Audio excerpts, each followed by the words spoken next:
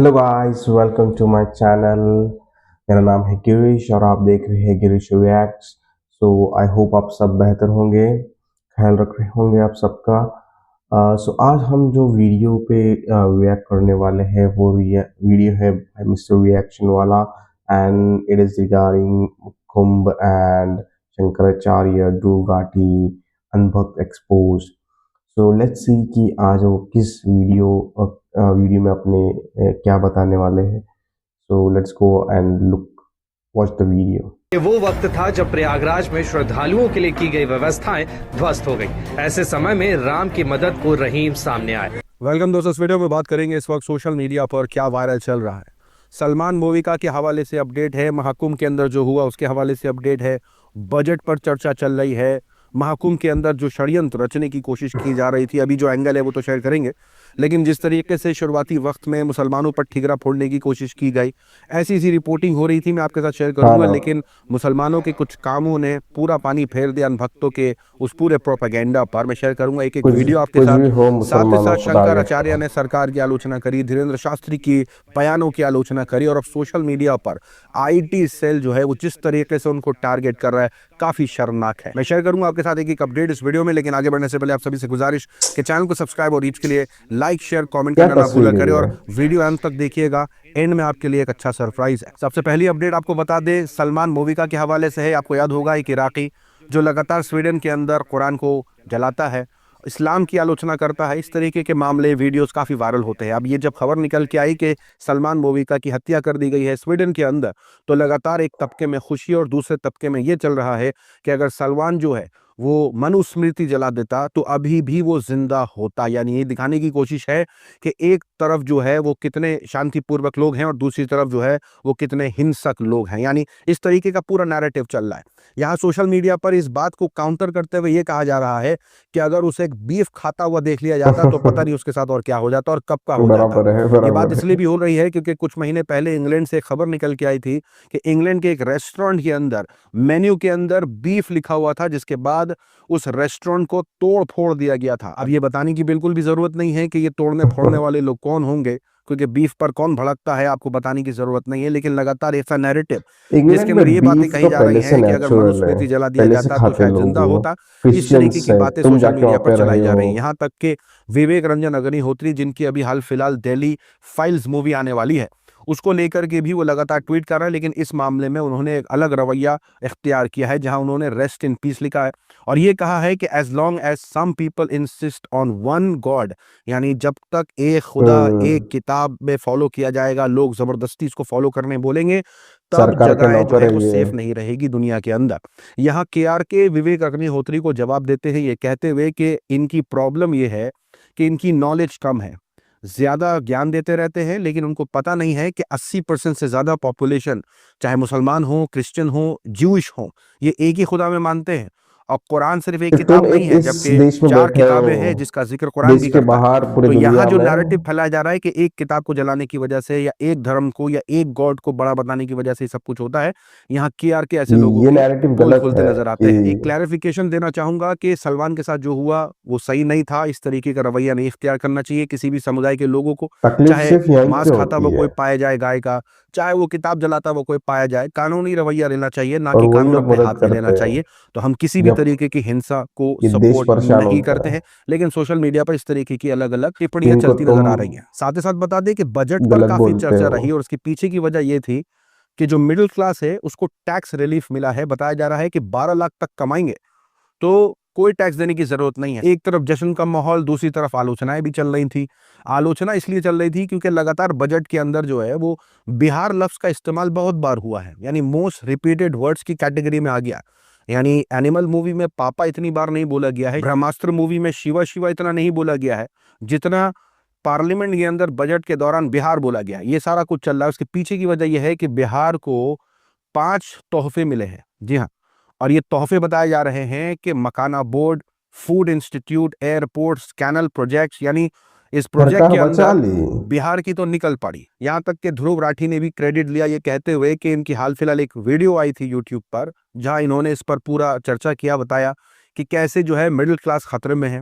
Tax slabs पर भी उन्होंने कई सवाल उठाए थे, जिस पर वो कह रहे हैं कि शायद कुछ फर्क पड़ा है मेरे क्रिटिसिज्म से, तो ये ध्रुव राठी भी क्रेडिट लेते हुए दिखाई दिए। अब बताते हैं कि महाकुंभ के अंदर जो पूरे षड्यंत्र इसका रचा जा रहा था, ये षड्यंत्र, देखिए अरे आपकी स्क्रीन पहले पर तुमने बैन स्क्रीनशॉट कर है दिया लोगों को, सुरेश चौहान के। जिनको तुम इनको तो पहली बात लायन और टाइगर का फर्क नहीं पता है, और यहाँ किस तरीके से ये बता जिहादियों रहे ने हैं कि साजिश की। जिहादियों की कोई अरे साजिश। तुमने जी हाँ, उनको ये बहुत, रिपोर्टिंग हो रही थी महाकुंभ के, जब भगदड़ वाली खबर सामने आई तो जिहादियों पर निशाना तुम्हारा साधा जा रहा था, फेलियर इस भी तरीके तुम की उन पे रिपोर्टिंग डालो। हो रही थी।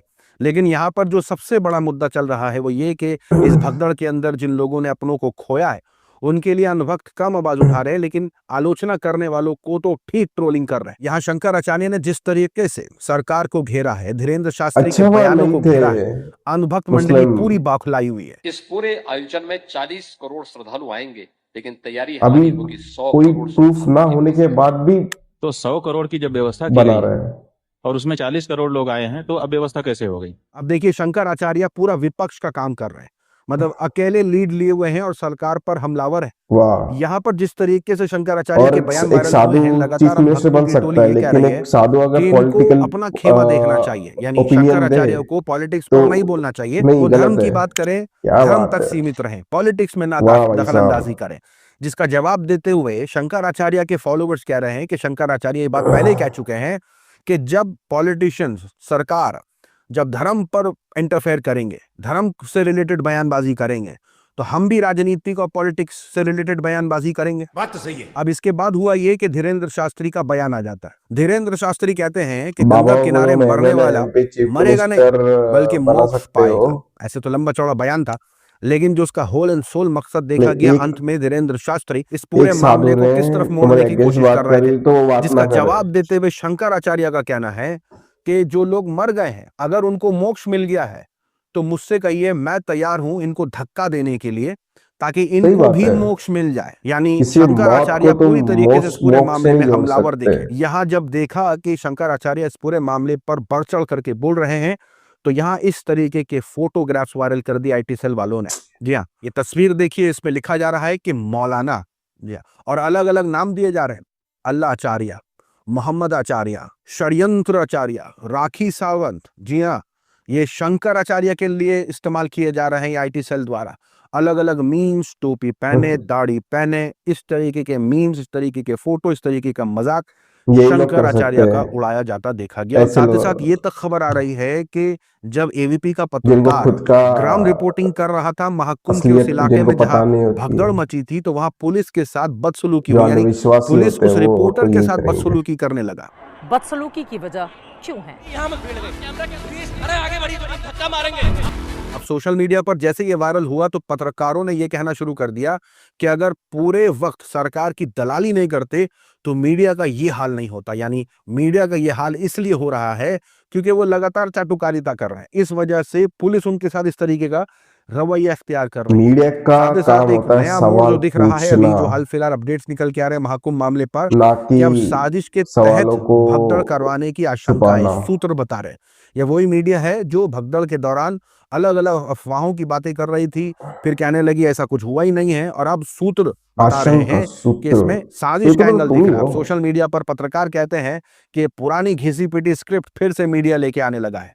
साथ ही साथ ध्रुव राठी ने इस पूरे मामले पर जो वीडियो लॉन्च किया है, खुद देखिए। स्टैम्पीड में दर्जनों लोग मारे गए, लेकिन गोदी मीडिया ने इस खबर को गायब कर दिया अपने न्यूज चैनलों से। पूरा वीडियो चाहिए तो कमेंट में पिन कर दूंगा, जरूर देखिएगा। लेकिन ऐसी तस्वीर जो मैं आपके साथ इस वीडियो में शेयर देखिए, करूंगा, जो मुसलमानों ने लोगों ने किया है, कैसे ऐसी मदद करी रिपोर्टिंग लोगों सामने आई की, है, और जो और सोशल उनको मीडिया पर तुम नैरेटिव चला था मुसलमानों के खिलाफ, इन वीडियो गलत से वो ठहराओ। पूरा प्रोपेगेंडा फेल हो गया है। जी हाँ, भगदड़ के बाद जिस तरीके से तुम तो श्रद्धालु किसी को एक परेशान दिखे, रहना, खाना, ग्लास पीना, पानी नहीं पिला फारिग सकते। होना, नहाना, ये सारी जरूरतें जिस तरीके से मुसलमानों ने अपने मदरसे, अपनी दरगाह, अपनी मस्जिद, अपने घर खोले, उनके लिए काबिल तारीफ है। इस्लाम ऐसी ऐसी यही वीडियोस मैं आपके साथ सिखाता शेयर करने है, वाला हूं, जिसे देख करके रोंगटे खड़े हो जाएंगे कि कैसे गैर मुस्लिमों की भी मुसलमानों का मदद ही करो जब वो बहिष्कार की बात परेशान चल रही हो। थी इस महाकुंभ से पहले, और कैसे इस महाकुंभ के दौरान जो है, जब भगदड़ हुई तो कैसे उन्होंने अपने मुसलमानों फायदे ने के लिए खुले नहीं तौर किया पर है, उनका स्वागत किया। और आपको याद होगा एज ए कैसे मुसलमानों के ह्यूमैनिटी खिलाफ किया है। लगातार ऐसी नफरतें आती रहती हैं। आपको याद होगा एक हाल फिलहाल वीडियो वायरल हुई थी जिसके अंदर कहा जा रहा था, जय श्री राम बोलो तो खाना मिलेगा। यहाँ देखिए मुसलमानों ने ना कोई नारा लगवाया, ना कुछ, और किस तरीके से उनका स्वागत किया, उनकी जरूरतों को देखा। कई रिपोर्टें हैं, कहीं 25,000, कहीं हजारों की तादाद के लोग जो हैं उनकी मदद करी है। वीडियो है और पूरी लिस्ट है वीडियो की, आराम जिनकी से मदद देखिए। हुई उनको महाकुंभ कितनी में खुशी मची हुई भगदड़, होगी, संगम ये कोई क्षेत्र में सोचता हर नहीं तरफ है। बिखरा सामान। पुलिस और रेस्क्यू टीमें देखो घायलों को लोग को अस्पताल कैसे सोने पहुंचाने के में लिए जुट गई। जगह ये वो मिली, वक्त था जब खाने प्रयागराज के में लिए श्रद्धालुओं पीने के लिए की गई व्यवस्था व्यवस्थाएं हुई। ध्वस्त हो गई। ऐसे समय में राम की मदद को रहीम सामने आए। मुस्लिम समुदाय के लोगों ने मस्जिद, मजार, दरगाह से लेकर हिंदू भाई बहनों के लिए घरों के दरवाजे खोल अपने दिए। घरों रात में में ही लोगों तक रखा। खाना और चाय पहुंचाई गई। जिन्हें दवा की जरूरत थी उनकी सलाम है ऐसे तीमारदारी लोगों भी के की। लिए। ज़्यादा समस्या लोगों को रुकने की और टॉयलेट्स की थी। तो इस पूरे मोहल्ले के जहां मैं खड़ा हूं इसके पीछे जितना पॉकेट है, सारी मुस्लिम आबादी का पॉकेट है। सब ने अपने अपने घरों को खोल दिया। अपने ज़्यादा ज़रूरत बाथरूम की थी, फ्रेश होने की थी, वो सब ने मिलके सबको मदद किया। सारे धर्म के लोग लगे हुए थे।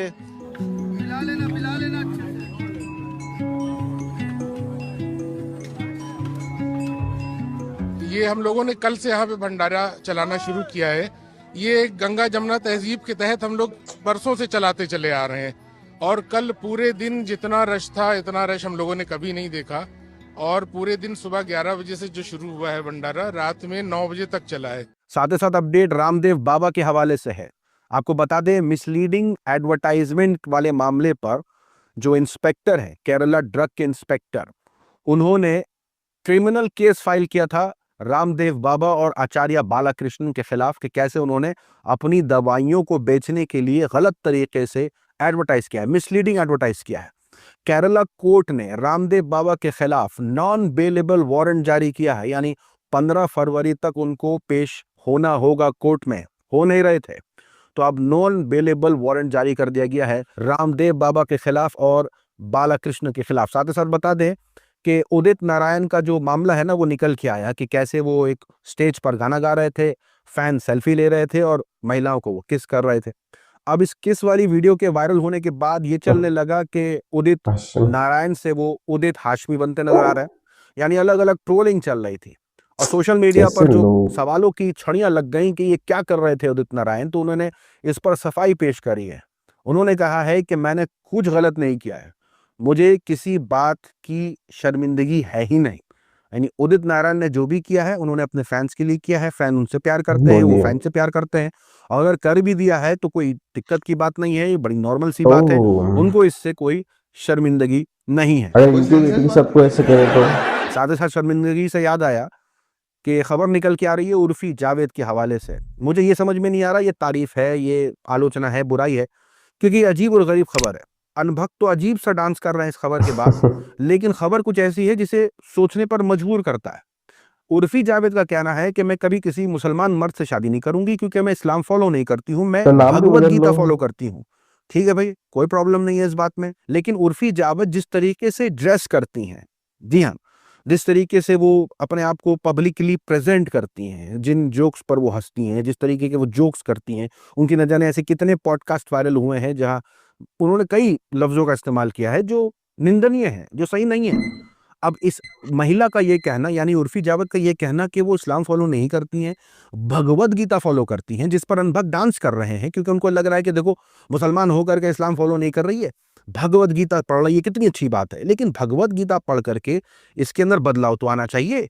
यानी ये भगवत गीता की तारीफ थोड़ी हो रही है, ये तो भगवत गीता की इंसल्ट हो रही है मेरी नजर में। मुझे लग रहा है कि भगवत गीता के लिए ये अपमानजनक बात है कि उर्फी जावेद ये कहें कि वो भगवत गीता पढ़ रही हैं और ऐसी हरकतें करती हैं। साथ ही साथ बता दें, अनभक्तों के खेमे में खबर को लेकर के एकदम सन्नाटा है और उसके पीछे की वजह सेम है, क्योंकि आरोपी के नाम जो है वो उनको जैसे पता चले होंगे वो एकदम शांत हो गए होंगे। अब महाकुंभ के दौरान ऐसी कई वीडियो वायरल हुई जिसके अंदर एक महिला का बयान था जिसके अंदर उन्होंने कहा कि बिंदी पहनो, सिंदूर लगाओ, हलाला से बचो। यानी वो इस तरीके की बातें कर रही थी कि औरतों के साथ जो जुल्म हो रहा है उससे अगर बचना है तो सनातन धर्म अपनाओ। एक चुटकी सिंदूर हमें हलाला से बचाती है, ये एक चुटकी सिंदूर हमारे को लव जिहाद से बचाती है। अच्छी बात है, इसमें कोई दो राय नहीं है, लेकिन अनभक्त ऐसी वीडियोस, ऐसी खबरों को तो वायरल करेंगे जिसके अंदर ऐसी तारीफें हों, लेकिन ऐसी खबर को क्यों नहीं वायरल की जाती जिसके अंदर या आपकी स्क्रीन पर बताया जा रहा है कि कैसे